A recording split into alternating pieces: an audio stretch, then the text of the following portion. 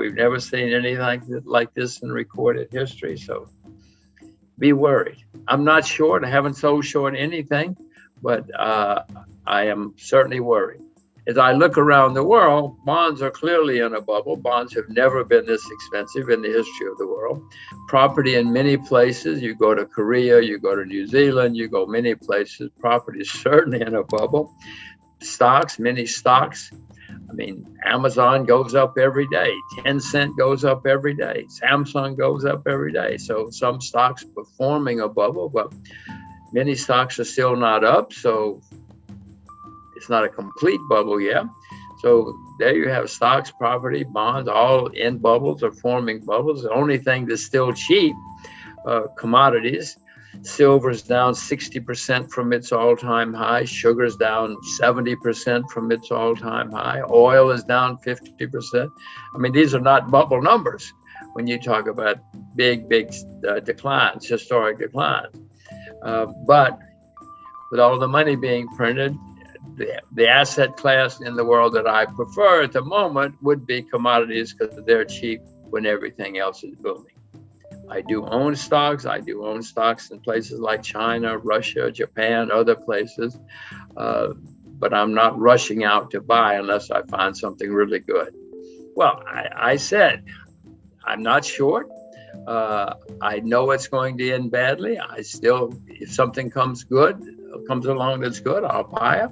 But Adam, I know this is going to end very, very, very badly. To repeat, the better it gets, the worse it's going to get when it comes to an end. I would suspect that when it ends, we're going to have the worst bear market in my lifetime. In 2008, we had a big bear market problem because of too much debt. Adam, since 2008, the debt everywhere skyrocketed, unbelievable. Even China has debt now. China didn't have debt 20 years ago, 15 years ago. But even China has a lot of debt now. Who's going to save us? The Chinese saved us in 2009 because they had a lot of money saved for a rainy day and they started spending it. They don't have a lot of money to spend now. Who's going to save us? North Korea? North Korea doesn't have much debt. That's why I say. But I don't think they have enough to save us because I don't think they have money saved for a rainy day like the Chinese do. Do you have greater confidence one way or the other if this is going to end in a debt crisis or runaway money printing or maybe both? How do you see it? Well, first of all, I have no confidence in them. You said they. The other people you were talking about have confidence that they are going to save us. I have no confidence in they, whoever they are. I will say, Adam, it's a good time to be old in America because I don't have to pay for all of this when it comes to an end. My children, oh my gosh, the problems my children are going to run into in their lifetimes because of what these clowns are doing now.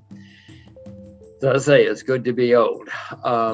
But you're right. It's going to end someday, and it's going to end badly when it ends. You said either currency collapse or economic collapse. You can have both. You can have one, and then it leads to another. In the 30s, we had both, for instance, around the world, and then we had war, a shooting war, and that's the really bad news is often in history when you have really, really bad times, especially worldwide, it winds up in shooting wars. It certainly did after the 30s. So it's not good news. I don't see good news. I repeat that in 2008 and 9, we had horrible problems with too much debt. Since then, the debt has gone through the roof by unbelievable amounts. And I know that's going to end badly. If we know what's going on, we'll get worried. And if we get worried, we'll probably get prepared, and then we might survive. Some people came out of the 30s very rich. Most didn't. Most lost huge amounts of money. But in 2007, Iceland went bankrupt. Nobody cared. And a few months later, Ireland went bankrupt. Some noticed. A few months later, Bear Stearns went bankrupt. Now we're starting to notice. And then BlackRock went bankrupt in the big bank in England. And then eventually, Lehman Brothers went. Well, then it's on the evening news. Then everybody knows. So my point is these things snowball and they start where we're not looking. And It may have already started for all I know. I've seen some small places having problems. But as I say, I'm not selling short yet because I know how much money these guys can print. And what I would suspect is going to happen, Adam, is somewhere along the line, next month, stocks go down in lots of places. Well, then they're going to really panic because they want to keep their jobs. And so they're going to print even more money. And so we'll have a rally. But I would suspect that would be the last rally because there's only so much. I mean, eventually the market says, wait a minute, guys, we've seen this movie before. We know how it ends. We don't care how much money you print. Do you worry at all about the societal implications about what's going on here? Absolutely. History is pretty clear that when you have bad times, there is usually social unrest. People aren't happy. And if we do, in fact, have the worst bear market of my lifetime, which I don't see how we can avoid, if and when that comes, there are going to be a lot of very, very unhappy and angry people. And one difference in now and the past is people really get angry now. They think that you can't do that to me. In the 30s, people were a little more disciplined, a little more understanding of what was going on in the world. They weren't happy. There were protests. There was some violence, not much violence in the U.S. anyway, since that's what we're talking about. But people were a bit more accepting of the system. No, Adam, look out the window. Nobody accepts anything now. You can't do that to me. It's your fault. It's not my fault. So no, we're certainly going to have social unrest, certainly in the U.S., but in other countries as well. You find out what's going on. If you do, you'll get worried, and then you'll get prepared. Because, Adam, it's very clear. This history shows that when things go really wrong, what history shows, first of all, politicians blame foreigners. They always blame the foreigners because that's easy to do. But then it also leads to unhappy people and social unrest. I mean, I guess the main lesson of history, Adam, is people don't learn the lessons of history. I mean, I could sit here and tell you all day.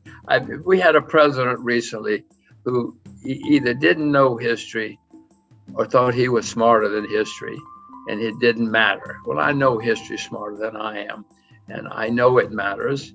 And I know it always goes that way, that people get very unhappy and they look for scapegoats, and then it's not good. They've already gotten into trillions, which you and I never could have conceived of. Most people could not have conceived of, but they don't want to stop. So I'm wondering what's after trillions? We're going to learn new languages, new vocabulary here in the next year or two if they keep going the way they're going. Nearly every government, every central bank in the world has been printing huge amounts of money and borrowing and spending huge amounts of money. It's never happened like this in the history of the world. Never in recorded history have we seen so much excess. I'll call it excess. They think it's normal. They think it's fine. And this has caused many markets to go up a lot.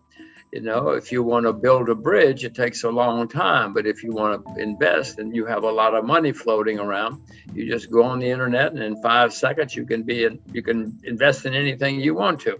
And that's what's been happening, and that's what's continuing to happen. There might be signs that's beginning to slow down. The Chinese seem to be cutting back some, not a lot. Well, not a lot, but they're cutting back. They're not expanding. Other countries say they're cutting back, and the U.S. says, "Oh, maybe we should cut back someday." But in the meantime, there's gigantic amounts of money floating around. It's going into markets. It's going into the real economy as well. It's artificial. If you see some of the things that, the shipping business is just unbelievably hot right now because there's so much money floating around. The bad news is these things always end, and the better they get, the worse they get when they end.